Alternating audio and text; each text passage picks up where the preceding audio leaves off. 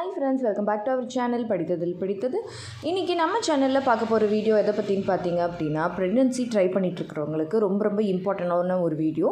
அதுலேயும் நியூலி மேரீடாக இருக்கீங்க, நீங்கள் நியூவாக ப்ரெக்னென்சி பிளானிங்கில் இருக்கீங்க, இப்போ தான் அதை பற்றி உங்களுக்கு ஒரு ஐடியாவே வருது அப்படின்னா நிச்சயமாக இந்த வீடியோ உங்களுக்கு ரொம்பவே ஹெல்ப்ஃபுல்லாக இருக்கும். ஏன்னா இன்றைக்கி வரைக்குமே பார்த்திங்கன்னா நம்மளும் இவ்வளோ வருஷமாக சேனலில் வீடியோஸ் போட்டுட்ருக்கோம், நிறைய அட்வான்ஸ்டு வீடியோஸ் எல்லாம் நம்ம போட்டுட்ருக்கோம்.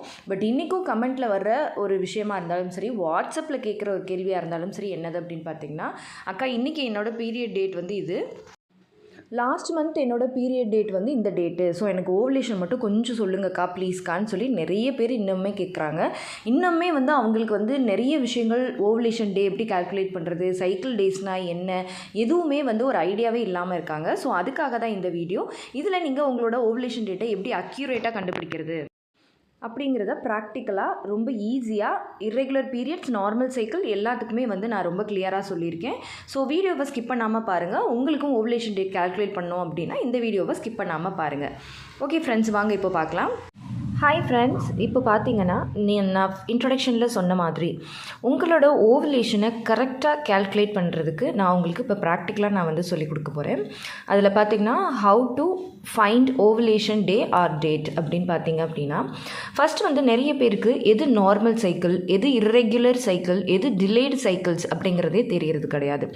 இப்போ உங்களுக்கு பீரியட்ஸ் பார்த்தீங்க அப்படின்னா 28 நாளில் இருந்து 30 நாட்களுக்குள்ளே வருது அப்படின்னா அது நார்மல் சைக்கிள். இர்ரெகுலர் சைக்கிள்ஸ் அப்படின்னா ஒன்று 21 நாள்லேயே வந்துடும், இல்லைன்னா 35 நாளுக்கு அப்புறம் வர்றது, இதுதான் இர்ரெகுலர் சைக்கிள்ஸ். மற்றபடி அதாவது ஒவ்வொரு மாதமுமே 21 நாளுக்கு கீழே ரொம்ப சீக்கிரம் பீரியட்ஸ் வருது, இல்லை 35 நாளுக்கு மேலே தள்ளியாக வருது அப்படின்னாலும் அது இர்ரெகுலர் சைக்கிள்ஸ். டிலேடு சைக்கிள் அப்படின்னா 35 நாளுக்கு மேலே 45 நாளுக்கு மேலே வர்றது தான் டிலேடு சைக்கிள். இன்னொரு விஷயம் எல்லாருக்குமே தெரியாத ஒரு விஷயம் என்னன்னு பார்த்தீங்கன்னா, ஓவலேஷன் டேட் கேட்கும்போது உங்களோட சைக்கிள் டே என்ன அப்படின்னு கேட்டால் நிறைய பேருக்கு சொல்ல தெரியறதில்ல. ஏன்னா அந்த சைக்கிள் அந்த டேட்டையே சொல்லிக்கிட்டு இருப்பாங்க. அப்போது சிஸ்டர் உங்களோட சைக்கிள் டே சொல்லுங்கள் அப்படின்னா அவங்களுக்கு புரியாது. ஏன்னா நிறைய பேருக்கு இன்னும் அந்த ஒரு டிஃப்ரென்ஸே தெரியலை. சைக்கிள் டே அப்படின்னா உங்களுக்கு என்றைக்கு ஒரு மாதத்தில் பீரியட்ஸ் ஆகுதோ, இப்போ இன்றைக்கி பீரியட்ஸ் ஆகுது அப்படின்னா இன்றைக்கி டே 1, அதாவது இன்றைக்கி முதல் நாள், அந்த உங்களோட சைக்கிளோட முதல் நாள். இன்னையிலேருந்து நீங்கள் டேஸை கால்குலேட் பண்ணணும். முதல் நாள், 2வது நாள், 3வது நாள், 4வது நாள்னு நீங்கள் கால்குலேட் பண்ணணும். அது நிறைய பேருக்கு தெரியாமல் நீங்கள் டேட்டை தப்பாக கால்குலேட் பண்ணிகிட்டு இருக்கீங்க. ஸோ அதை நல்லா புரிஞ்சுக்கோங்க. உங்களுக்கு பீரியட்ஸ் முதல் நாள் அந்த சைக்கிளோட ஃபர்ஸ்ட் டே, அடுத்து ரெண்டாவது நாள், 5 நாளில் பீரியட்ஸ் முடிஞ்சதுக்கப்புறம் 6வது நாள், 7வது நாள், 8வது நாள், அப்புறம் அடுத்த பீரியட்ஸ் வர்றது 28வது நாள் அப்படிங்கிறத நம்ம கால்குலேட் பண்ணிக்கணும். இப்போ பார்த்திங்கன்னா எல்லாருக்குமே நம்ம ஃபஸ்ட்டு நார்மல் சைக்கிளுக்கு பார்த்தோம் அப்படின்னா 28 டேஸ் ஆஃப் த சைக்கிள் தான் நார்மல். இதை பாதியாக பிரிக்கிறாங்க. என்ன அப்படின்னா, ஃபஸ்ட்டு 14 டேஸ் ஃபாலிகுலர் ஃபேஸ், அடுத்த 14 டேஸ் லியூட்டியல் ஃபேஸ். இந்த ஃபஸ்ட்டு 14 டேஸில் முதல் நாள்லேருந்து கருமுட்டை கொஞ்சம் கொஞ்சமாக வளர ஆரம்பிச்சு, அதாவது ஃபாலிக்கிள் அப்படின்னு சொல்லுவாங்க.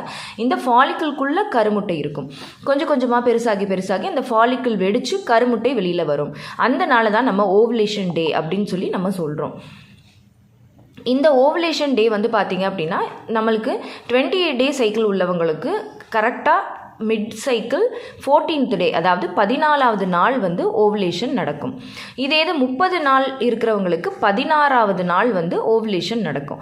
அப்போது டே 1லேருந்து ஈஸ்ட்ரஜன் ஹார்மோன்ஸ் டாமினண்ட்டாக இருக்கும். 14வது நாள் ஓவலேஷன் ஆன பிறகு பார்த்தீங்க அப்படின்னா ஈஸ்ட்ரஜன் ஹார்மோன் அப்படியே மெயின்டைன் ஆகிட்டு இருக்கும், ப்ரொஜெஸ்ட்ரான் ஹார்மோன் ஹை ஆகிடும். இந்த ஓவலேஷன் டே அன்னைக்கு அந்த கருமுட்டை கருத்தரிச்சிச்சு அப்படின்னா நமக்கு அது ப்ரெக்னென்சியாக வளரும். ஒருவேளை கருத்தரிக்கலை அப்படின்னா ப்ரொஜெஸ்ட்ரான் ஹார்மோன் ஹையாகி நமக்கு பீரியட்ஸாக வெளியில் வரும். ஸோ இதுதான் நம்மளோட சைக்கிள். இதில் நிறைய பேருக்கு இருக்கிற இன்னொரு பிரச்சனை என்ன அப்படின்னு பார்த்தீங்கன்னா, ரெகுலர் பீரியட்ஸ் அப்படின்னா நம்ம எல்லாருமே ஈஸியாக சொல்லிடுவோம், 14வது நாள் ஓவலேஷன், 30 நாள்னா 16வது நாள் ஓவலேஷன் அப்படின்னு சொல்லிடுவோம். பட் இர்ரெகுலர் பீரியட்ஸ் இருக்கிறவங்களுக்கு என்ன பிரச்சனை அப்படின்னா, அந்த ஓவலேஷன் டேயை கண்டுபிடிக்கிறதுல பிரச்சனை. அதாவது 35 நாளுக்கு மேலே வர்றவங்களுக்கும், டிலேடு சைக்கிள்ஸ் அதாவது 35 நாளுக்கு மேலே 45 நாளுக்கு மேலே வர்றவங்களுக்கும் இருக்கிற பிரச்சனையே அந்த ஓவலேஷனை எப்படி கண்டுபிடிக்கிறதுன்னு தெரியாது. இப்போ நான் சொன்னேன் இல்லையா, முதல் 14 நாள் ஃபாலிகுலர் ஃபேஸ், அடுத்த 14 நாள் லூட்டியல் ஃபேஸ். இந்த ஃபாலிகுலார் ஃபேஸ் மட்டும்தான் மாறிக்கிட்டே இருக்கும். மற்றபடி இந்த 14 லூட்டியல் ஃபேஸ் வந்து எல்லாருக்குமே காமன் தான். ஸோ அதனால் நீங்கள் என்ன பண்ணணும் அப்படின்னு பார்த்தீங்க அப்படின்னா, உங்களுக்கு 35 நாளைக்கு ஒரு முறை பீரியட்ஸ் வருது அப்படின்னா அந்த 35 நாள்லேருந்து 14 மைனஸ் பண்ணணும். அதாவது 14 கழிக்கணும். கழிச்சிங்கன்னா 21 வரும். அப்போ நிறைய பேர் என்ன நினைக்கிறீங்க, 21 தேதின்னு நினச்சிக்கிறீங்க. அப்படி இல்லை. உங்கள் பீரியட்ஸோட முதல் நாள்லேருந்து 21வது நாள் வந்து உங்களுக்கு ஓவலேஷன். அதே மாதிரி உங்களுக்கு 40 நாளைக்கு ஒரு முறை தான் பீரியட்ஸ் ஆகுது அப்படின்னா அந்த 40லேருந்து 14 மைனஸ் பண்ணிங்க அப்படின்னா 26 கிடைக்கும். அப்போ அந்த 26வது நாள் தான் உங்களோட ஓவலேஷன். சில பேருக்கு இன்னொரு பிரச்சனை, ஒவ்வொரு மாதமுமே எனக்கு மாறி மாறி வருது. ஒரு நாள் 32வது நாள் வருது, ஒரு நாள் 36வது நாள் வருது.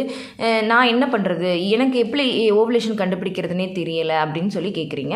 அப்போ நீங்கள் என்ன பண்ணணும் அப்படின்னா, ஃபஸ்ட்டு உங்களுக்கு வந்த டேட் வந்து 32 நாள், அடுத்த ஒரு 2-3 மாதத்துக்கு வர்றது, அடுத்த மாதம் வர்றது வந்து பார்த்தீங்க அப்படின்னா 36வது நாளில் வருது.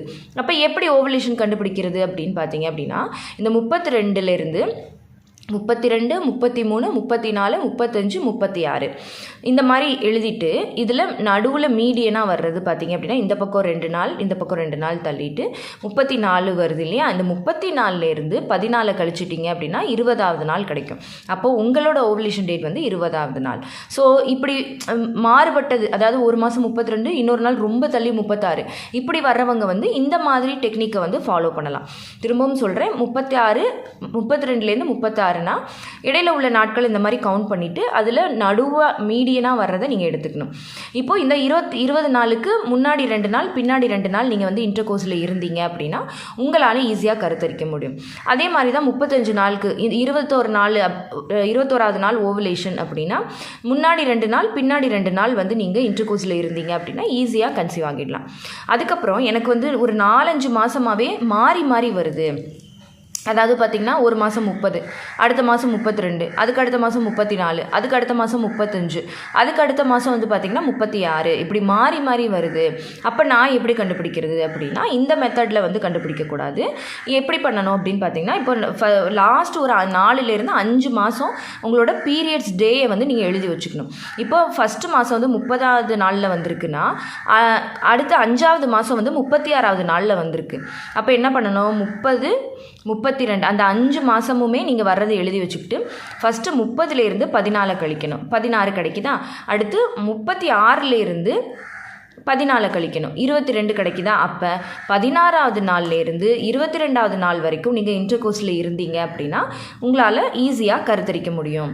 இப்போ தெளிவாக புரிஞ்சிருக்கும்னு நினைக்கிறேன். 4-5 மாதத்துக்கான பீரியட்ஸ் டேயை இந்த மாதிரி மாறி மாறி வர்ற டேயை எழுதிக்கோங்க.